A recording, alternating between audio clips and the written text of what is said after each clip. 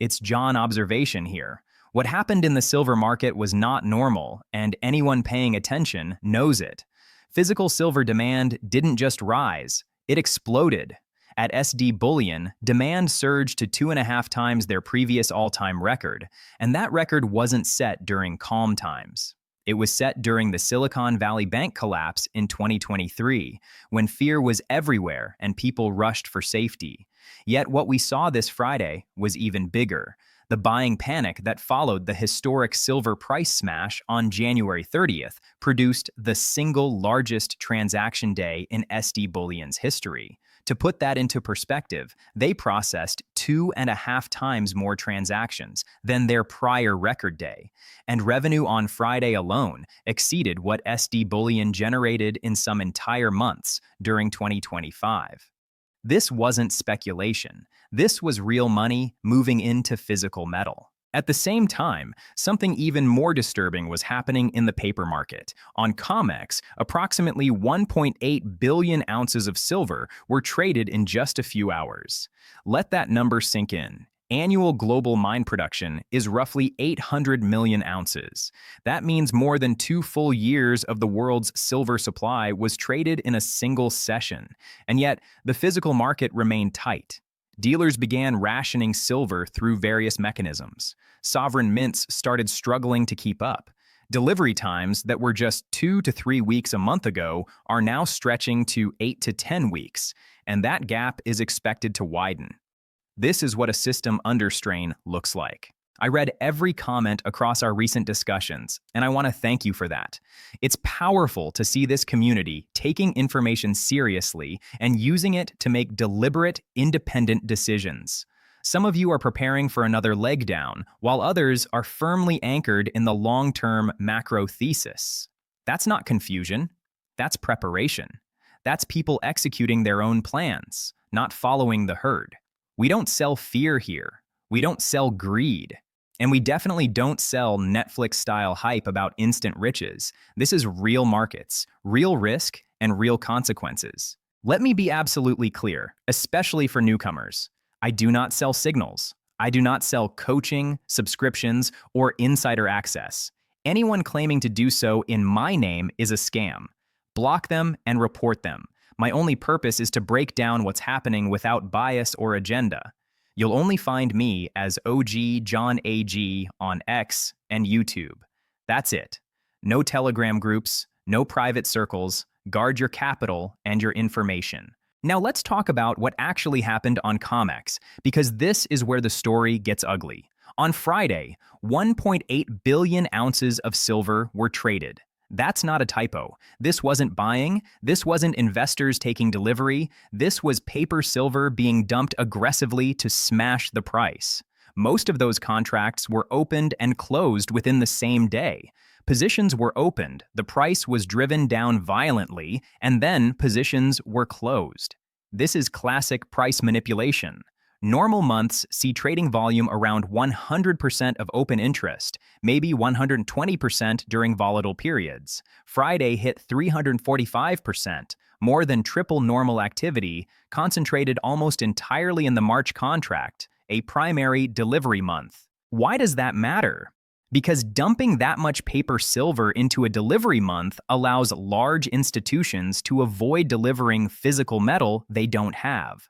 The data shows that roughly 1.127 billion ounces worth of contracts were closed after the session, leaving only about 459 million ounces in open interest. This strongly suggests that traders exited positions specifically to avoid physical delivery obligations. COMEX registered silver stocks currently sit at just 104 million ounces. Do the math. If even a small fraction of those dumped contracts demanded delivery, the system would break. About 75% of you watching aren't subscribed, and that's fine. I don't chase empty metrics. But if this kind of unfiltered analysis helps you cut through the noise and understand what's really happening, consider subscribing. That's how a real community grows, not on hype, but on truth. Now let's connect this to the broader macro picture. Friday's silver crash, down over 30%, the largest daily loss on record, wasn't just about Kevin Warsh or a stronger dollar. Yes, markets reacted to the idea of a more hawkish Fed. Yes, JP Morgan perfectly timed the closure of 633 silver short contracts at the exact bottom. But this wasn't organic. The Warsh narrative was used as cover. It was the catalyst they needed to justify the largest paper dump in history. And what happened immediately after? Physical demand exploded.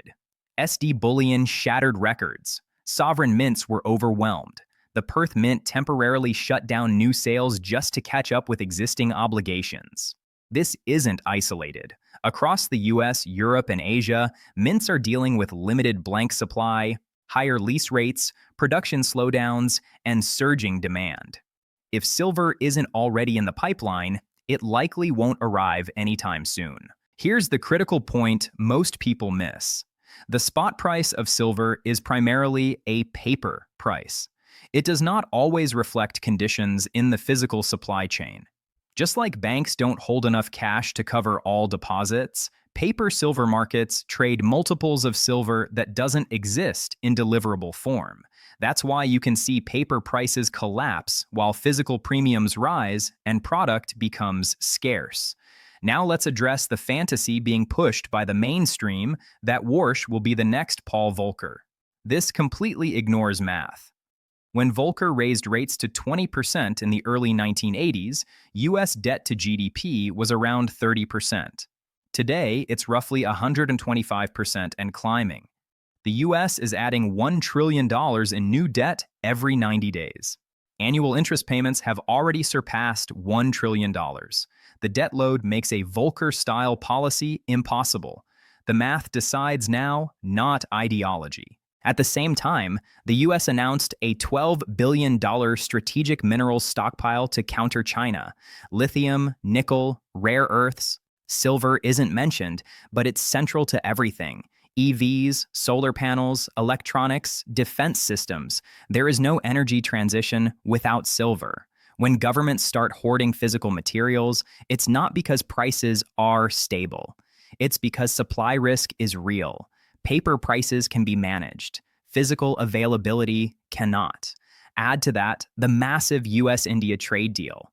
India absorbed roughly 25% of global silver production in 2025 with inelastic demand. Now they're committing to $500 billion in US purchases across energy and technology. Silver is embedded in all of it. Demand isn't slowing, it's accelerating. Meanwhile, US manufacturing PMI just hit a 40-month high at 52.6, well above expectations. Manufacturing is expanding. Industrial demand for silver is rising, and yet silver crashed 40%. That tells you everything you need to know. This wasn't fundamentals. This was manipulation. Yes, there are risks. Volatility is at levels not seen in nearly 50 years. Margin requirements were raised across COMEX and the Shanghai Gold Exchange, increasing the risk of forced selling. If you were trading on leverage, you got destroyed. This is a meat grinder, but that doesn't change the structural reality. Every major precious metals bull market has had brutal corrections. In 1974, gold fell 47% and then went on to rise 734% over the next 6 years. The current pullback is modest by comparison. None of the structural drivers have changed. Central banks are still buying. Debt is still expanding. Silver remains in a multi-year physical deficit. So where does this leave us? 2 years of global silver production dumped in hours. Physical demand exploding. Delivery times tripling. Mints overwhelmed. Registered inventories near historic lows. Paper markets buying time by dumping volume they cannot deliver. This isn't strength. It's desperation. Do your own due diligence. Understand the risks. Don't follow anyone blindly. But if you understand what just happened, then you know this isn't the end of the story. Physical always wins in the end. The only question is when.